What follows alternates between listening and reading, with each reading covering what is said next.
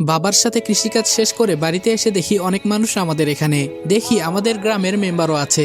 আমি মনে মনে চিন্তা করছি কি ব্যাপার, এত মানুষ এখানে কেন? আমি বললাম ঈশা, এই ঈশা। ঈশা বলল কি হয়েছে ভাইয়া? আমি বললাম এইদিকে আয় তো। ঈশা বলল কি হয়েছে? আমি বললাম আমাদের বাড়িতে এত মানুষ কেন?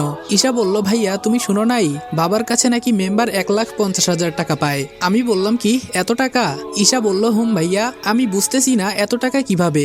আমি বাহিরে এসে দেখি বাবা মেম্বার সাহেবকে বলছে আমাকে কয়েকদিন সময় দিন, আমি আপনার টাকা দিয়ে দিব। মেম্বার বলল কোনো সময় দেওয়া যাবে না, কালকের ভেতরে আমার টাকা চাই। যদি টাকা না পাই তাহলে তোমার এই বাড়িটা আমার নামে কাগজে লিখে দলিল করে দিবা। বাবা বলল দয়া করে আমাকে একটা মাস সময় দেন, আমি আপনার সব টাকা দিয়ে দিব।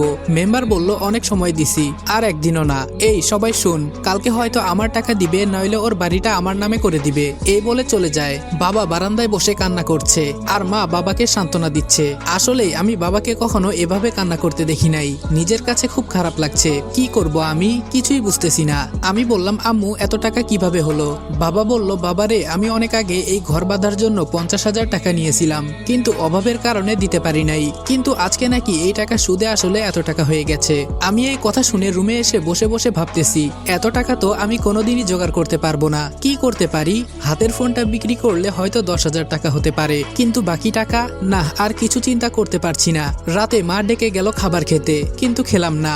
রুমে শুয়ে শুয়ে চিন্তা করছি কিভাবে টাকা জোগাড় করব। কখন যে ঘুমিয়ে গেছি বলতে পারি না।